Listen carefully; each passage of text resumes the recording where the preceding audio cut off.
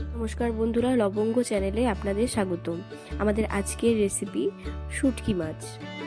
দেখুন, এই রেসিপিটা অনেকেই পছন্দ করেন না। যারা পছন্দ করেন না তারা প্লিজ ভিডিওটিকে স্কিপ করবেন।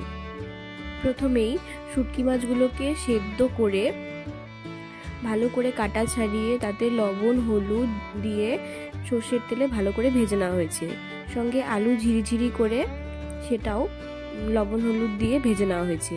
এবার দেখুন, পেঁয়াজ, বেশ খানিকটা রসুন, কাঁচা লঙ্কা, পাকা লঙ্কা আর টমেটো কেটে নিতে হবে। এগুলোই কড়াতে গরম তেল করলে এগুলো সবগুলোকে দিয়ে ভালো করে ভাজতে হবে। দেখুন, এখানে কোনো মশলা বাটাবাটি হবে না, তবে এখানে রসুনটা কিন্তু দেওয়া হয়নি। রসুনটা উঠিয়ে রাখা হয়েছে, দু একটা রসুন এখানে গেলেও যেতে পারে, কিন্তু রসুনগুলো উঠিয়ে রাখা হয়েছে।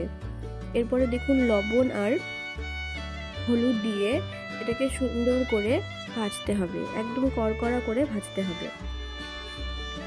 ভাজা হতে হতে এই পাশে কয়েকটা রসুনকে ঘষে নিতে হবে।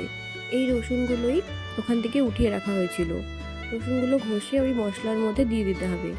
এটা কোনো বাটাবাটির দরকার নেই, এটা খুবই সাধারণভাবে করা। দেখুন, ভালো করে ভাজতে হবে। আপনারা চাইলে ঝালটা আরও বেশিও দিতে পারেন। শুটকি মাছ যত ঝাল হয় ততই ভালো হয়।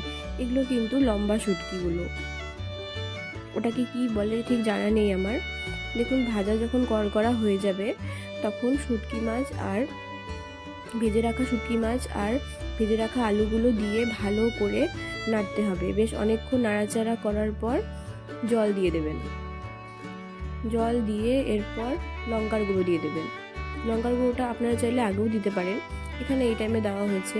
লঙ্কার গুঁড়ো দিয়ে মিডিয়াম আঁচে বসিয়ে ভালো করে নেড়ে চেড়ে অনেকক্ষণ ধরে রান্না করবেন। দেখুন, আমাদের শুটকি মাছ রেডি হয়ে গেল। তেলটা কিন্তু আপনারা শুটকি মাছে বেশি করে দেবেন আর সর্ষের তেল দিয়ে রান্না করবেন। তো ভিডিওটি আপনাদের কীরকম লাগলো অবশ্যই জানাবেন। ভালো লাগলে লাইক করবেন এবং ফলো এবং সাবস্ক্রাইব করে পাশে থাকবেন। ধন্যবাদ।